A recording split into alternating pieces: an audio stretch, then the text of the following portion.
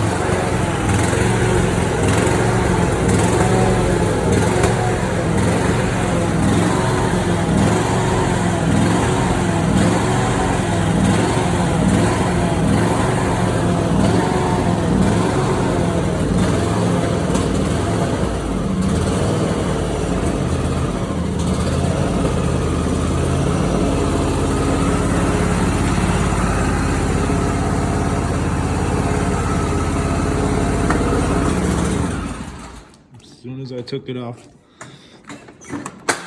the parking brake, it stalled.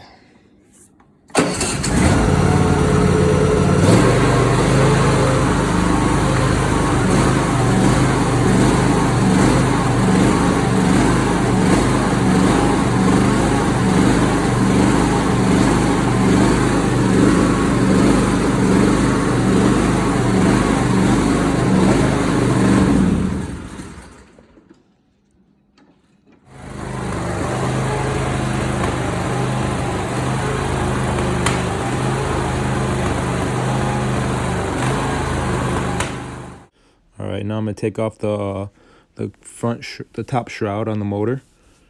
You can see I'm gonna take off the plates around the top first. I'm going around it. Those ones on the sides, you just have to loosen them up, so you can just pull up. And I didn't take them off all the way. Some of them you have to get in there with a wrench. Got the shroud pretty much off. Just a quick recap. Took off the cap here, the cap here. Each one had a 1/4-inch bolt on it.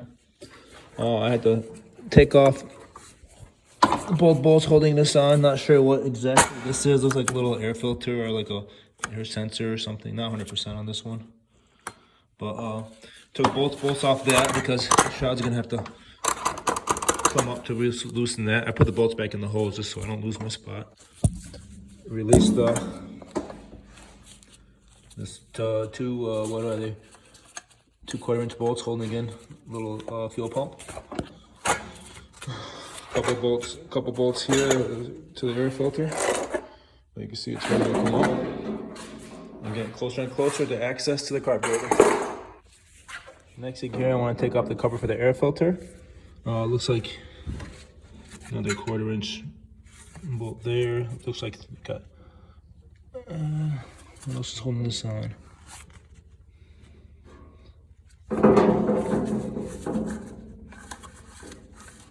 Here's a quick note too. taking out the bolts for the shroud, I only backed out the screws. I didn't take them out all the way. I mean, you don't really need to back them out since they do have a where they slip through. It's not just a hole. The only thing I make sure of is back it out enough to get past that little ridge right there. So back enough to get past that ridge, that bump right there.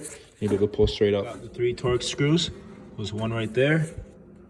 One here, one here. You can see how it slid in. Pull this straight out.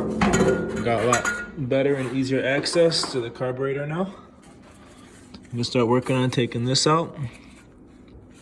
Looks like I'm gonna work on taking out the manifold, I'm guessing. I don't even know. I'm not sure if that's what it's called, but I'm gonna work on taking these bolts out here and the 2 out here.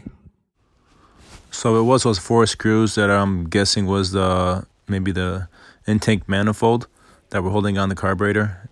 Just, you know, they had Loctite on them, break them free. And just go at it slow. I was with a wrench, just getting like a little quarter of a turn each time. So it took a minute. In the video, I was trying to get a tool in there to make it go faster, but I wasn't able to get the tool to spin it because they're really tight. All right, I guess it was easier than I thought. All I had to do is take out the 4 bolts. Now we're feeding into here, those 2, and the other 2 down here. And the whole thing's pretty loose. This one just pulled right out as I was taking it out. I'm just gonna get a little screwdriver or something to figure out how to unplug this one. It looks like it just pull. I'm gonna pull this one out, that hose, and then looks like I have to get right there. See that little cable right in there, and another one right there. One thing I saw about watching other videos, is making sure, you know, I mean, I got the video to watch or take pictures. If you're gonna do it, you make sure when you hook it back in, you hook it in. See, this one goes up and behind and on this side. So let me get you a better view. So I've seen people actually hook it and make this end be on the left, you know, on the left side instead of being on the inside like that. And then same with this one here. This one's on the outside. So people were hooking, like spinning around, hook it up on the inside. And I guess I'll screw a lot of stuff up. Hose out. It was just a twist off. It goes in and just, you know, twist just like a screw. Like, you know, give it like a little 180-degree spin and it pulls right out. And now it's just about getting these little cables out for the speed control and the choke. What I'll do is take out the choke. And choke cable. Actually took it off the other way around. I left it on the carburetor and just unhooked it from right here, just like the regular, you know, a little razor, and got up underneath here and popped this straight up. You can sort of see how they're pinned down in there. I just popped this straight up with a razor, got it in between there and pushed up, was able to get this out and then pull straight out. It wasn't like a push down, you know, so get underneath here and push up, and this whole, you know, this whole tab will slip up. Once it's up, it'll pull right out. This is the only one I need to take out. It's in there with some zip ties. I'm just gonna clip these zip ties. I'll replace them afterwards so I can take the carburetor out and work on it.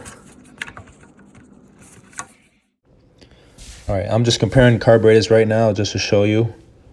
They look pretty much the same. Everything was there matching up, besides, like, you know, one had like a spring just cocking back the carburetor, like, you know, to close the ports. You know, one had it. The original one had the spring on it, the other one didn't, but it didn't really matter because that one was controlled by electronics, like little controller. So it was like, you know, opening and closing on its own. The spring had no reason to be there. So I'm just making sure you can see that and notice it. All right, I just pretty much copied all the gaskets. I didn't really show it. It was a long thing. It was a long take, so I just deleted that out. But I mean, just pretty much copied the gaskets. Make sure it's clean. I cleaned it up really good. Took all the old residue off from the other gaskets and everything like that. Now I'm screwing everything back together. I'm putting back the last, the actual plastic cover for the filter. I got that ready. I'm going to go and install it back on. But it was pretty easy. I mean, everything was just copied. You know, you can easily see where the gaskets fit and go. And those are the last 2 gaskets that are going to go on for the, hopefully I'm saying it right, the manifold intake. All right, just make sure when putting the carburetor back in, first thing to do is put both those the cables on for to the carburetor. Both of them must go on. Don't mix it up, because once you put it in and start trying to screw it up, if you forget to put those on, you have to take everything back off again. So just line up your gaskets and put them on. Looks like when this goes back on, pay attention to these little slots right here. It'd be really easy to sit there and force this in and figure out why it's not laying in right, but you're gonna have to get it. Get those these little slots to line up to each side, the right and left side of the air filter. Once you line those up, it'll drop right down. Just make sure you get behind each bolt, or in front of each bolt, I should say. Everything good.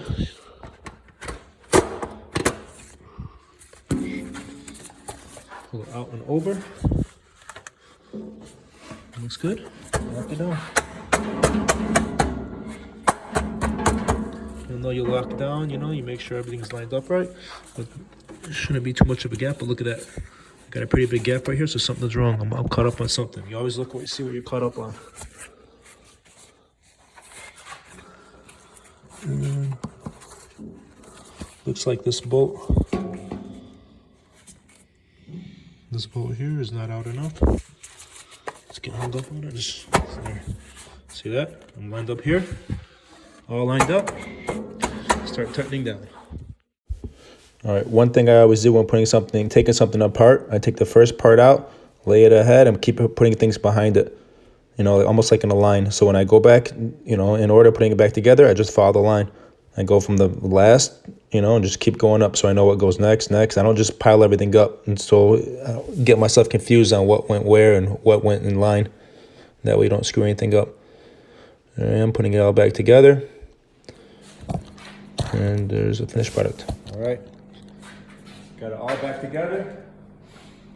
Everything's complete.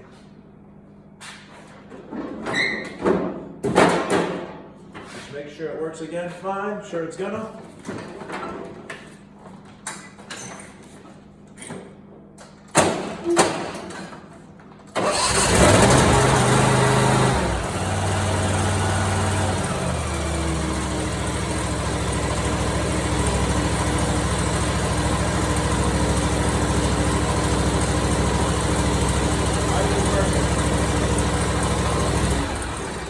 Perfect idle. Everything looks good.